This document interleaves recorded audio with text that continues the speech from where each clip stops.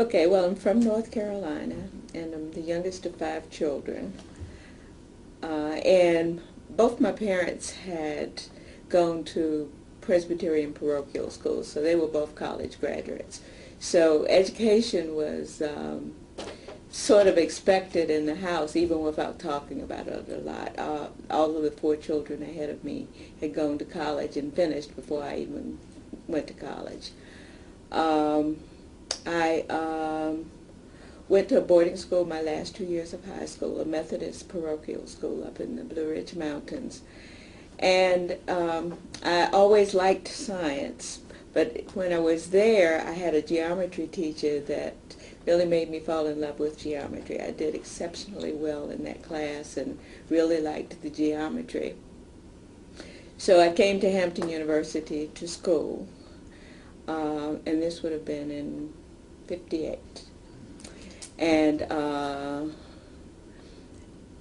came there with the idea of maybe going into medicine. I still kind of felt that way, but I think as I took the examinations that showed my interest and everything, I kind of decided to major in mathematics and minor in physics. I tended to be more interested in the physical sciences than I was in the biological sciences. Oh. So, and I actually thought I wanted to do something other than teach. Mm-hmm. But my father said to me, if I send you to school for 4 years, I want you to be able to get a job when you get out. Because at that time, most jobs open to a black female were teaching and nursing and things like that. So he was fairly insistent that I had to get a teacher's certificate, which was about 30 hours or more that I had to get in education. So so I did that. I was obedient and I did that, but something was driving me, and I decided that I was going to take all of my electives in mathematics. So when I got to my senior year at Hampton, I was student teaching because I had to do my student teaching, and the school was right there on campus. And I did that in solid geometry and physics. But my other classes, I had 4 math classes each semester. So I took a heavy math load. I didn't take the foreign language and everything, but I did take the math. I had a sort of a bad experience in physics, and so I had kind of stopped the physics after my sophomore year because the professor that we really liked and we really did well under died while I was in his class, and they brought in a professor that wasn't very good, and it turned a lot of us off at the time being. So I got it finished Hampton with a degree in teacher education and mathematics with emphasis in teacher education with a certificate, and I went to teach in Brunswick County, Virginia, and which is about 60 miles south of Petersburg on Highway 95. That's pretty far south, right in the state. Like it's right. It's right near the North Carolina line. Okay. Yeah, right by the North Carolina line, by South Hill. If you've ever been down 95, yeah. Mm-hmm.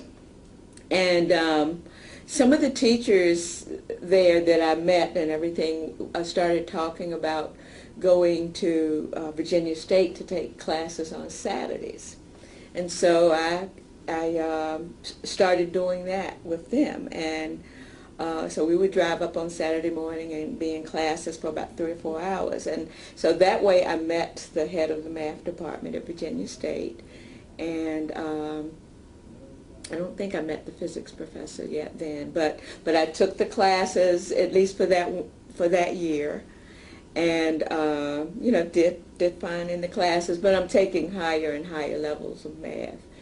And then after that year, I think I got married, and I stayed home for a couple of years, and then I got a job teaching down in Portsmouth at Norcom High School. And again, we decided we were going to go up to Virginia State and take some classes. So we went up on Friday nights. And I think after the first semester, everybody dropped out but me, because I ended up being the only one going up on Friday nights. And my husband, who was an alumnus of Virginia State, in the meantime had applied for an NSF fellowship at Virginia State, and he got it. And so I says, well, am I going to stay in Portsmouth and teach? I had already signed my contract for the next year and everything. But then I says, well, why don't I try to get a job in one of the school systems around Petersburg? And so I applied to Dinwiddie and whatever the other counties were around there. And one of them wrote back for a recommendation. So I went to my principal and said, I'd like a recommendation to get a job. He says, well, I will give you a recommendation if you turn in your contract. He says, I don't want to be here in August looking for a math teacher. So I said, okay, I felt pretty confident, that I was going to get something. So I turned in my contract, and he wrote the letter for me, and I never heard another word from the school system. But in the meantime, when I'm up there on Friday night, I'm talking to Dr. McDaniel, who is the head of the math department, and I said, I thought I was going to get a job up here. I'm kind of out in cold right now and everything. He says, well, let me take you across the hall to Dr. Hodkinson, who is a physics professor. He's doing his research in light scattering. He said he's looking for a research assistant for next year. So he took me across the hall, and the deal was done right then and there, that I would be his research assistant the next year, and that would be a way for me to get paid and have a topic for a thesis and everything. So I went to school for a couple of years doing my research, taking classes, and finishing up the master's. And when I finished, I think I went to the placement office. Mm-hmm. And they said, gosh, we wish you'd been over here yesterday. NASA was here recruiting yesterday. Mm-hmm. I said, oh. So they said, here's an SF-171. Fill this out for us. And so I filled it out. And I guess I applied at a couple of colleges. I applied at Hampton University, and I applied at Norfolk State. And I actually got offers from all three. And my husband suggested that I take the NASA job, and so I did. And that would have been in June of '67.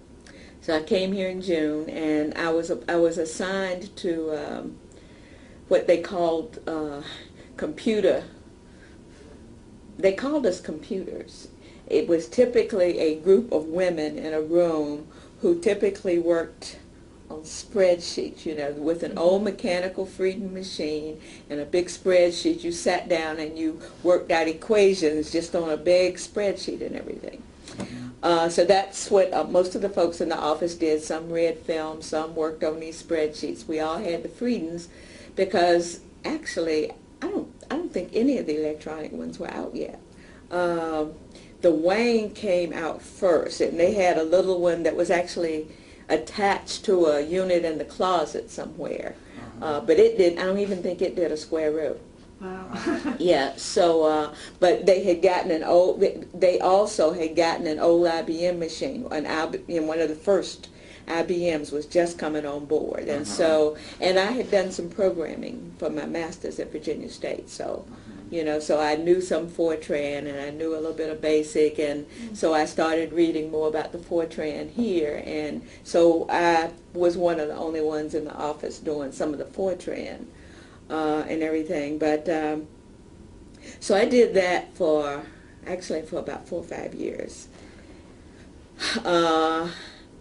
But I got very dissatisfied with what I was doing because it was a support role to the engineers on the floor. They would come in with an equation and say, would you write a program to solve this? I would not know what the physical meaning of the equation was, what it was for, or what the answers would mean or anything, and I didn't really care for that. And so about that time, of course, we landed on the moon during that time, and right after we landed on the moon, we had a huge reorganization here. because we sort of got out of a lot of the space work. I had been in a reentry physics group, and we leaned more toward aeronautics at the field. And so in the process of doing that, I got transferred to a section, and almost everybody else in the office moved to another place. They moved down to atmospheric sciences. And I stayed where I was, and another group came in, which was more hypersonic aerodynamics. So was this group, were they diverse in age and race and things of that sort, or? Yeah, the head computer. They were all women at that time. There was, I think, during the 5 or 6 years I was there, I do remember one man being in that group, yeah. But men usually came here with math degrees and they were put in sections. And they worked on projects just like the engineers did. And they wrote papers just like the engineers did. And they moved on up in their careers. And so there are a lot of men out here right now that you went to them, they will tell you, I came here with a math degree, and and I've just worked in this area my entire career. I left in 2007. Yeah. Yeah, and I had read that, I looked up some news articles and things previously that you had done and saw that you had done a lot with education. Yeah, so that was there. And even I used to kind of laugh. Even back in the 70s when I would go out and speak to schools and everything, there was a cycle there, because I would go on leave and go speak to a class and talk about, you ought to take your math and science and what kind of things you can do with those careers. And wouldn't tell anybody where I'd gone. But after about 8 to 10 years, the whole atmosphere changed, and they were given awards for going out speaking. But I had friends in the 70s who, when they went in for their performance appraisals, were actually criticized for spending too much time doing that. That's why I never told anybody. Really? Yeah. Oh. So I never told anybody. When I would just say I'm going to take 2 hours leave, and I'd go somewhere, and I'd come back, and nobody would ever know. So nobody ever criticized me because I never told them. And then when the climate sort of changed, then we started getting nice little plaques for the Speakers Award, and I might have even gotten a medal for outreach and things like that. So you got to keep your ears attuned to the way things are going too, because folks actually, their careers were criticized because of doing things like that. So were African Americans ever? Well, when I came, when I first went into that office, oh gosh, what's their name? I know the head computer and the lady who did the Leroying were white, and the lady who read the film and me were black.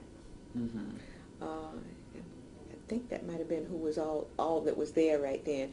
Then we had a tunnel blow up, and that tunnel blowing up caused the reorganization, and the head computer moved out to work by herself, and there were a group of people, computers downstairs in that tunnel who moved up. Now that head computer was black. And two of the ladies in the office were also black. So that brought 3 additional black people into the office. And so I guess at that time, the lady who did the Leroying might have been the only white one left in the office. Wow. But the computers were segregated before I got here. Yeah.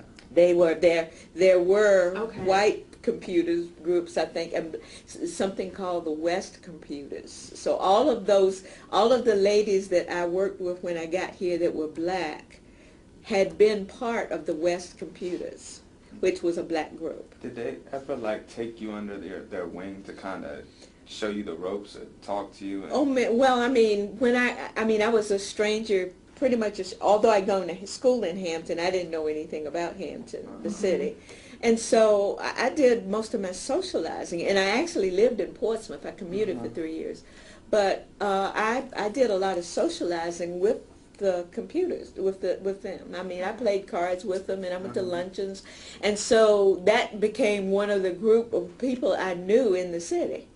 And in fact, when I moved, the head computer happened to have a house for rent 2 doors down from her, and she told me about it, and that's where I moved when I moved into Hampton. So no, I got to know a lot of the women in that group because of that. Yeah. What was the atmosphere? What was the appeal back when you were growing up, coming out of school of Hampton University for African American female? What was the appeal? Like what? Why did I come to Hampton? Yeah. When compared to I will tell you very honestly, everybody in my family, I don't even think I'd heard of Hampton. My Johnson C. Smith University, I lived about 25 miles from Charlotte. So 2 in my family had gone to Johnson C. Smith University. I had a brother that went to Tennessee State in Nashville and a sister that went to Fisk in Nashville. So everybody went that way from my house. And I didn't know anything about Hampton, but I had a friend that I grew up with in Monroe down the street whose older sister had come to Hampton. And she finished the year before we got ready to go into college. And so as we were thinking about going to college, one of the things I can remember saying was, I really did not want to go anywhere any of my sisters and brothers had been, because I did know that in high school, people would always compare me with my sisters and brothers. Yeah. So I do remember saying that, but when I applied to the schools, I think, my friend and I had decided we were going to, try to go to Hampton. So, and I was away in boarding school. So I took the Negro College Fund scholarship exam, and I put down, and I applied to Hampton and put that as my first choice, and I put Fisk as my second choice. And I got my first choice, and my mother said, I don't want to send you way up there by yourself. I says, I've been accepted, I've got a scholarship, and there would just be no reason for you not to send me up there by myself. How important do you think getting your doctorate in engineering was to your sort of, advancement of your career at NASA? Or was that something that, you were interested in doing kind of as well, just to further your own knowledge? I had I guess by the time I was probably like a 14, and I had written papers and given papers and everything, and I was still trying to get this degree, and I had a bad semester one time, and I was really pretty low, and I was thinking about just quitting, and one of my supervisors came up and he says, if I were you, I wouldn't quit. He says, you don't know what you might like to do. The PhD typically has not always been that important at Langley. But he says, but you might want to go teach in a college, you might want to do some other things, and where it is definitely very important, and you ought to go on and finish. And I say that, but at the same time, recognition in a lot of these research fields with the people you're working with, it might mean a little bit more, because a lot of them have PhDs. Okay. So while the government, they might not have many out here now, but a lot of your researchers out here sometimes didn't even have college degrees. They were very smart folks. They came out here and they started working and they wrote papers and everything, but they never got that degree. So they got the experience, but you probably don't have any of that now. And so people I worked with might have afforded me a little bit more respect because of a PhD. And it might be that I might not have gotten some opportunities, I'm not sure. And so when that happened, I went to my bosses and said, I guess it was 2 things. I'd really like to work in a section where I could work on my own projects and things like that. And I also asked about going to school. And I was kind of vetoed on both of those.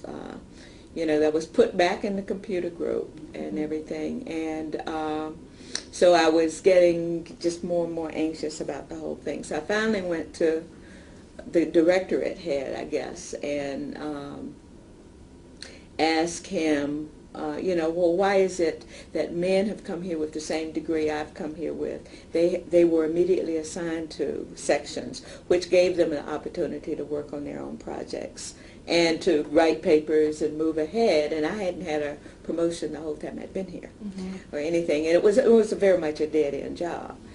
And so he said, well, nobody had ever complained before. It was the answer I got. But to his credit, I immediately was transferred to a section. And I think I was, also given, I guess my new section head probably said it's okay to go to school. But anyway, the new section head, one of the first jobs he gave me was a sonic boom minimization paper. He gave me a paper and said, see if you can do the program on this paper. And so I spent a considerable amount of time working on that program. But I really enjoyed working for him because he liked doing research himself, so he gave me what I was supposed to do, and he left me alone. If I had a question, I could ask him a question. Otherwise, he didn't bother me. And I got that code running, and I guess somewhere in there that group broke up and we both got transferred to a supersonic area. But that code actually ended up being one of the lead codes for all of us who were doing sonic boom minimization work, because it defined the equivalent area that was necessary. Oh, interesting. And in fact, I think it's probably still used today for those people who are starting out. You get your equivalent area designed and you come up with a design. And now, since, we do a lot more with higher order codes, because that was a linearized code, but with the higher order computational methods, they fine-tune the designs and everything and are able to make them do better and everything. In the 60s. Now, I was certainly, the sit-ins started while I was over at Hampton, so I was in a group that marched, to the dime stores in downtown Hampton and sat at the lunch counters and things like that. Actually sat in. Well, yeah, because that started when I was like my junior year when I was at Hampton. It had been gas, so it still was, but then the building was 1247A with the big spheres. I don't know that there was, and so there was anything out here. We had, I guess one of the biggest things, I was on a RIF list out here once too. But I was on in the early 70s, right after landing on the moon. Of course, NASA was at its peak. Yeah. So there were 3 RIFs in the course of about 4 or 5 years. There were 3 RIFs. There was one lady who actually did. And on one of those RIFs, most of the time. So when I know I was on it, and I had actually moved out of the computer office by then. Or they were doing papers. Because she sat there. But somebody called this Dave to tell him, and I heard him on the phone talking about it, and but it turned out. Is this some kind of fancy instrument that I don't know what it is, But it was called EO officer out here, and we didn't have computers then, to type our things. Well, most of the so there was this instrument, and they were like rulers. That might have been the way they do it. One end of this instrument would be guided by this ruler, and the other end was on the paper, so when you moved it, you made an N, or you made a whatever it was. Yeah, and it was ink, and it would be in the lettering style that the ruler said and everything. So she had a whole set of that, and that's what she did most all day long. Another one of the ladies in the office did a lot of film reading, and sometimes I think she would go down and get the film from down in a tunnel. But she would come back in the office and she had an instrument to read the film and things like that. And then I think, I guess, sometimes they would have the Frieden, which they would use to do these spreadsheets. if you were doing something with that. Well, another thing that got me was sometimes they would sit there and hit things on that freedom, and that carriage would say, it would jump back and forth, and it would just, I said, what is that thing doing? And they were doing a square root. They had an algorithm. It wouldn't do a square root. And so there was an algorithm that they learned that would do the square, I never learned it, that would do the square root on this machine. And that's how they did it. And so, sometimes they would sit there and work on that for a while, or they would read film, or they would, which was like reducing tunnel data. In other words, the reading the film. Of course, as I said, I kind of came in, I probably never filled out a spreadsheet. I probably went right into writing programs and doing that. And you said you had that back, you already had some programs. I had. That's right. The computers came out, well, they became known just as I was finishing up college, I think. And so I worked on, when I was working on my thesis at Virginia State, I did my thesis on light scattering. And I had a program that I had written, and of course they were on cards. That's when we did everything on cards.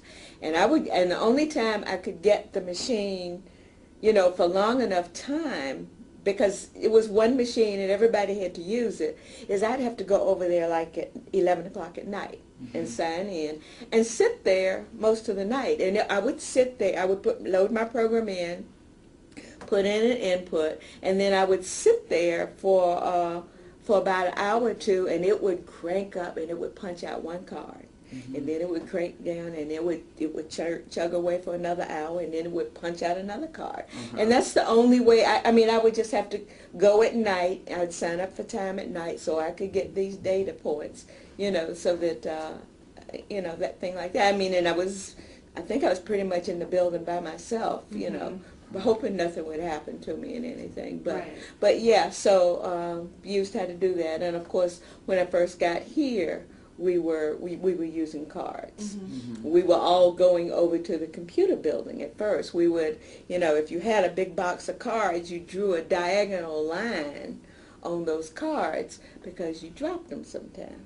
Oh, geez, yeah. And you would hope that line would help you get them back in the right order if you dropped them. But we would have to take these boxes over to the computer center, submit them, and then maybe go back in 4 or 5 hours and hope that they had been run and your answers, your run sheet was with them and everything. And then, of course, later on, they got remote terminals in some of the buildings where you could take these cards and they would read them one at a time. It was a slow process, but it kept you from walking over there. We used to have cabs too. Okay, so to take you in the car. Yeah, we actually had cabs on the field that you could call, and they would drive you to another building. And then, of course, when budgets started getting cut, cabs went away, and then they got something called a shuttle that had a prepared route that would go around the field. And we actually had that during the first shuttle accident, because when somebody in my office got a call and said the shuttle exploded, that's what I thought they were talking about. The bus driving around the field. Yeah. So, and then finally that went away too. And then you either had to drive we even had bicycles one time.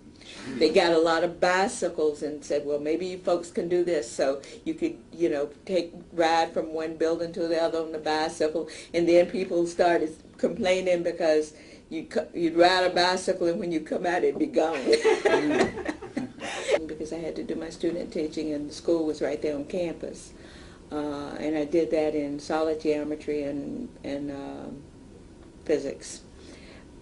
But my other classes, I had 4 math classes each semester. So I took a heavy math load. I didn't take the foreign language and everything, but I did take the math.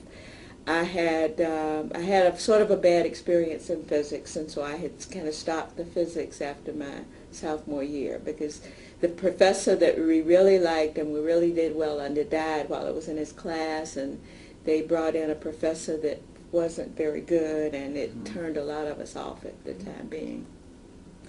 So I got it finished Hampton with a degree in teacher education, and or mathematics with emphasis in teacher education with a certificate, and I went to teach in Brunswick County, Virginia, and which is about 60 miles south of Petersburg on Highway 95. That's pretty far south, right, in the state. Like it's right. It's right near the North Carolina line. Okay. Yeah, right by the North Carolina line, by South Hill. If you've ever been down 95, yeah. Mm-hmm. And some of the teachers there that I met and everything started talking about going to Virginia State to take classes on Saturdays, and so I started doing that with them, and so we would drive up on Saturday morning and be in classes for about 3 or 4 hours. If I send you to school for 4 years, I want you to be able to get a job when you get out, because at that time most jobs open to a black female were teaching and nursing and things like that. So he was fairly insistent that I had to get a teacher's certificate, which was about 30 hours or more that I had to get in education. So so I did that. I was obedient and I did that, but something was driving me, and I decided that I was going to take all of my electives in mathematics. So when I got to my senior year at Hampton, I was student teaching. Okay, well, I'm from North Carolina, and I'm the youngest of 5 children. And both my parents had gone to Presbyterian parochial schools, so they were both college graduates. So education was sort of expected in the house, even without talking about it a lot. All of the 4 children ahead of me had gone to college and finished before I even went to college. I went to a boarding school my last 2 years of high school, a Methodist parochial school up in the Blue Ridge Mountains. And I always liked science, but when I was there, I had a geometry teacher that really made me fall in love with geometry. I did exceptionally well in that class and really liked the geometry. So I came to Hampton University to school, and this would have been in '58.